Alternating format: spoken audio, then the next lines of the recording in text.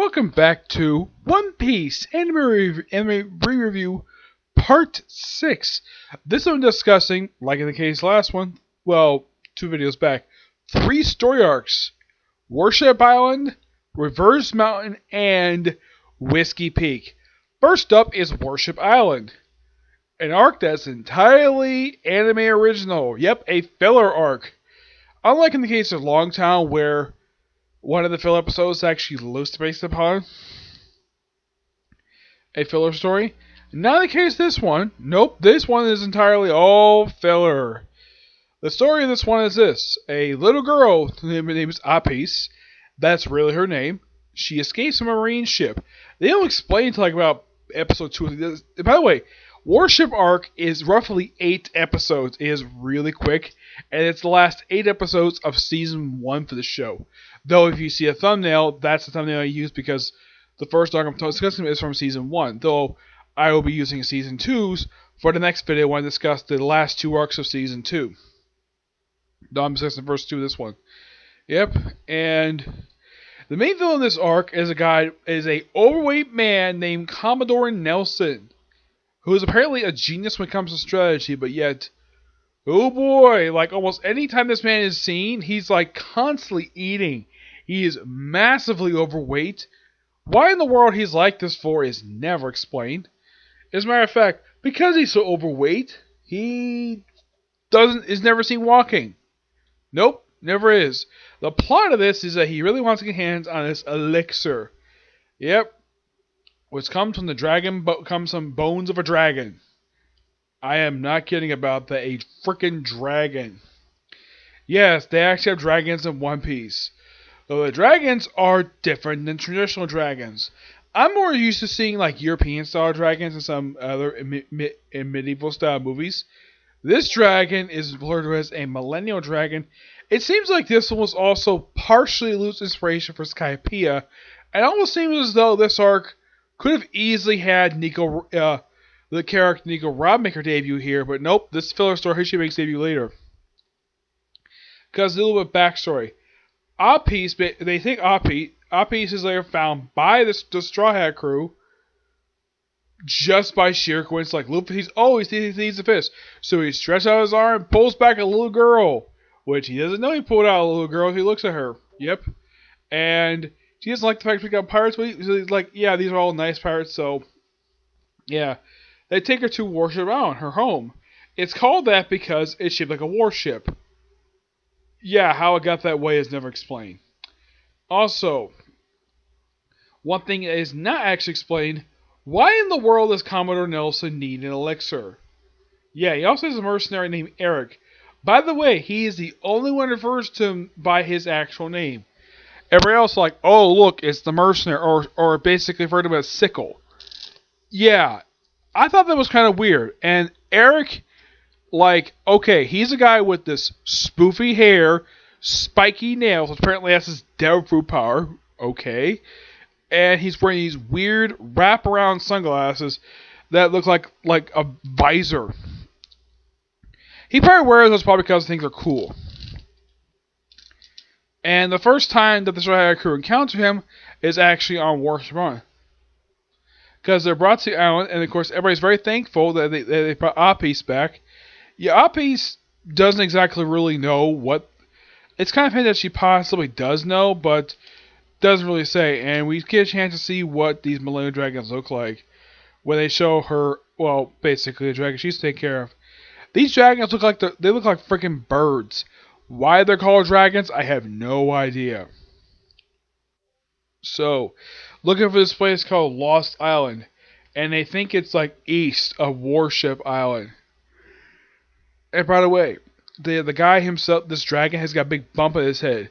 How in the world the cat this bump on his head is never explained. Also, he claims to be talking, even though that he's never seen speaking. By the way, Apis is claimed to have basically eaten a devil fruit. That is never expanded upon. Yeah, the whole thing about her eating devil fruit could be a lie, but it's never actually explained why. What the whole, like, a lot of devil fruits are very thoroughly explained in the series. Not her devil fruit, nope. And the sickle one. Yeah, sickle. Devil fruit basically goes long nails, gets slashed and stuff. Okay, fine. Her devil fruit is not thoroughly explained. Apparently, she could take weather patterns, and at one point, we actually kind of get a chance at the first anime appearance of the Calm Belt. Yes, the Calm Belt, which they describe in the series as a body of water where it doesn't move. No current, no wind, nothing. And somehow they managed to get out there just by pure accident. And thanks to... Oh yeah. Also, the combo is also home to the Sea Kings. Yep, the Sea Kings. By the way, Luffy goes back to Calm Belt later on in the series. Though he goes to an island in the Calm Belt. Yes. How the ships work in the Calm Belt, that is not actually explained to post-Eros Lobby. I will get to that. So, they eventually get back on course, thanks to making a Sea King sneeze. And then make it to this island, which they had to pass to some kind of mysterious mirage barrier, which, the way it kind of reminded me of basically the barrier that surrounds Themyscira in DC Comics. It's very similar. The difference is you don't get shocked, and they get through no problem. Of course, they go through some crazy winds, and at the end of the island. And you see basically Washington, as you can see, sort of a loose inspiration for Skypiea here. Why do I think that? Because it's ruins, and if Nico Robin was here at the crew at this point, she would definitely explore all those ruins in thorough detail. But I'll discuss her in a bit, because in the third arc I'm going to talk about is her anime debut. And apparently Nami just reads the map like, oh, it turns out Warship Island is, well, there was land surrounding it called Lost Island. Thinking about it, it kind of reminds me of what people describe where Atlantis is in the Atlantic. Basically, there's a theory for Atlantis where it's actually in the area where the Caribbean is, where the Caribbean islands are. Yeah, where the bits piece missing there is actually Atlantis itself. There's no real claim to it, it's just a theory. The other theory was that it was somewhere in the Mediterranean. Another claim that's never been proven. But it's just been a revolving theory over the years. The whole thing of basically, like, land coming out of the water for an island to make the island look bigger is nothing new. Oh yeah, and Commodore Nelson basically blocks the Straw Hat's path back to Warship Island with his gigantic warship, which has a gargoyle on it. Why has a gargoyle? No idea. Also, the thing about Commodore Nelson, aside from the fact he's a genius, and we know he's a competent military, and he's a massive eater, he's overweight, nothing else is known about him. He's like a complete mystery. It's like he was just completely made up just for this anime to be simply just like a throwaway character. And after the island comes up, he somehow survives such of a ship, which, by the way, the Straw Hats actually cut the chain. And then, of course, the Air Dragon show, which basically wreck his fleet. And he survives, but he's killed by Eric. By the way, Eric is referred by Straw Hats as the sickle guy. Never referred to as Eric. By the way, whenever he calls Eric, like, oh, I'm already here. Like, what? When the heck did you arrive in the room? Yeah. He kills them, and I think it's right about briefly he disappears. Oh, he does return a little bit later in canon stuff. Not kidding about that. He returns in canon material. So, after they basically save Apis is basically suggested by her grandfather to join the Straw Hats, but she turns down so he can teach you about the dragons. Yeah, I do have a theory behind this why Apis doesn't join the crew, because she's not in the next arc. That is mainly the reason for that, and if they did include her, they probably have to have some explanation why she's not involved in a lot of the action, because Apis is an anime original character and she doesn't appear in the manga, so that's probably the reason why they left her out. So after they left Warship Island, they go straight to Reverse Mountain, which, by the way, the whole stuff, basically, this last little bit, basically the whole stuff of Warship Island gets wrapped up about halfway through the final episode of Season 1, Episode 61, which is the final episode of the Warship Island arc. And then from the second half, it's all canon material. They arrive at the Red Line. They see the Reverse Mountain. They go up. And during the course of this, the rudder is stuck, but it later breaks. And it's also seen that, and of course Luffy used Go-Gumma balloon to basically push the ship onto the river. And we later see somebody hiding in the cabin. It's Eric. Somehow he snuck on board. Oh, and by the way, how is he eliminated? Oh, Nami's like, oh look, Dragonite. And he just has him slip up the boat, and he apparently drowns. So Nami just killed somebody. Yep, she officially killed somebody.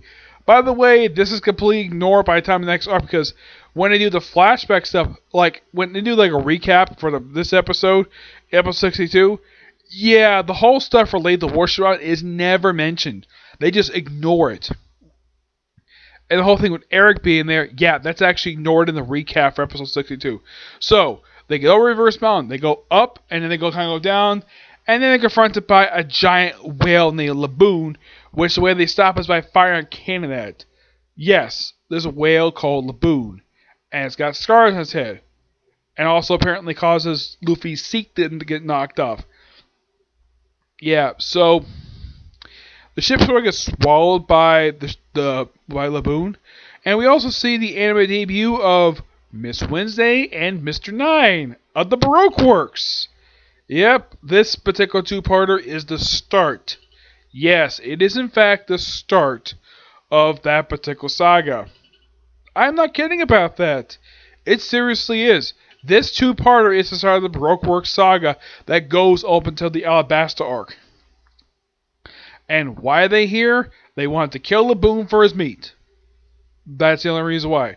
They're stopped really easy by Luffy. It's also inside Laboon he's hauled out by a doctor who lives inside of him. And it turns out and later on in the episode, he looked like he tried on a pirate ship. And Luffy officer agrees, like, nah, my adventure time are done. But he doesn't give him his log post. And originally they had Mr. Nine's log post, but it gets wrecked by Luffy and Sanji. By the way, Sanji apparently found time to store that fish he won in Log Town, but just like usual, the fish gets entirely eaten by Luffy. He apparently doesn't stop eating, despite the fact everyone else really probably wanted to eat that fish. Nope, Luffy ate the whole thing, and Sanji beat the crap out of him. And then he's later beaten the crap out by Nami for breaking the log post. And of course, Luffy gets beat up twice in one episode. Yep. And eventually, of course, Luffy defeats Mr. Nine and Miss Wednesday by bopping their heads together. By the way, this is never brought up again after this. They're hurt, yes, but they get back together perfectly fine. And then of course, then they come across, like, they apparently failed the mission like before, and then the Unluckies show up. Yes, these two, this otter and this bird, refers to as the Unluckies, which apparently is meant to kill failed agents, but they survive anyways. And then they ask the Straw Hat's favor, can you take us to Whiskey Peak? Luffy's like, sure, why not? And of course, they don't know what they're actually taking us the secret behind Miss Wednesday. I'll get to that soon. So, the doctor gives Nami his log post, which she has for pretty much up until the time skip. Yeah, she actually keeps his very log post up until Fishman Island. Yeah, she keeps it for a long period of time. So, yeah. So, they go straight to Whiskey Peak in the very next episode. And it's an island surrounded by giant cactuses. We think those things are needles. When they show a close-up later, they're actually gravestones. How the heck they got like that is never explained. Like, the stuff related to Whiskey Peak, like, they say it's a base for Baroque Works, but it's not thoroughly explained. Like, okay, they arrive at the island, Miss Wednesday and Mr. Nine leave the ship. Of course, they go do the report in their house. Yeah, it's implied possibly Mr. Nine may have had a thing for Miss Wednesday, but it's never really dealt with upon. By the way, this is Mr. Nine's last appearance in the series, because he never appears again. Though another character makes a debut here. We also have Igaram, who's claiming to be the mayor of this town. Nope. He's an agent called Mr. 8, which Zoro basically is, attacked by a bunch of, low-level Baroque Work agents, which Zoro, this of course just after a big party they had where everybody got drunk. Even Nami. And apparently Nami was sort of fake drinking. Yeah. Apparently she's got high tolerance for alcohol. Yeah. They actually show this off when they do the Fishman Island arc later. So, and of course, he beats up, and of course, Luffy's like dragged out. That's why he's eating a whole bunch of food. And he's like big, massive, overweight. He's a big guy, but look how he burns out really quickly. And because, well, Miss Wednesday and Miss Knight failed the mission, they're gonna kill them. And Lucky's like, here we go. Nope, it's actually Mr. Five, Miss Valentine, who's voiced by Jan Marceri. Yep. And I think this arc is actually her only appearance. I don't think she appears next arc. Nope, she's just here just for this one arc, and then that's it. Mr. Five, who looks like a guy who looks like he could be speaking jive. By the way, he makes any part of his body explode. That's his every power. Miss Golden Wednesday makes any body heavier or lighter whenever she feels like it. So, and there's also Miss Monday, this big bodybuilder woman. Yeah, she's a bodybuilder. She battles Zoro, even uses brass knuckles. It's like this character is loosely inspired by China, just basically giving her a different skin color. Zoro beats her pretty easily, though he doesn't exactly hurt her, he just basically hurts her skull. She's seen a little bit later defending Miss Wednesday, revealed to be a princess, a smoking hot princess, mind you, Princess Vivi of Alabasta, and Ingram is her captain of security. Which is revealed that she actually joined Baroque Works to figure out what was behind the civil unrest in her country. Yeah, her country is in the middle of a civil war. And it turns out that the organization is led by a man named Crocodile. Which the only thing you describe by him is that he's one of the warlords of the sea. And he's in Alabasta. They don't really say much about it. He does make his anime debut here. He makes the anime debut in the very next arc. Not the next direct arc, the one comes after this one. So, Ingram asks Zoro to protect Vivi. He's like, a minute ago you tried to kill me, now you want to protect her? Please, I'll pay you a reward. And Zoro's like, not initially interested in the reward. And then Nami shows up. She actually faked being drunk. She looked around like, apparently this place sucks. Yeah, she can't find any money. So, like, I'll pay you a lot. And he's like, pay me 1 billion berries. And he's like, okay, I don't have the authority to grant that. Talk to V about that. So, they later save Vivi from Miss Valentine and Mr. Five, though Luffy sees what Zoro did, think he basically cut him down just for, well, because he felt like he was mad, and he beats up Zoro for look if Nami comes along and stops both of them, beats the crap out of them, and they agree to take her along. And of course, Sanji, what was he doing? He was snoozing. Yeah, he got drunk while hitting a bunch of women. 20 women at once. And Usopp was telling his usual lies. Yep. And they spend pretty much after the first episode, the next 3 episodes all asleep. Yep. That is until they're dragging back on board the Going Merry. By the way, we see the debut of basically Vivi's duck.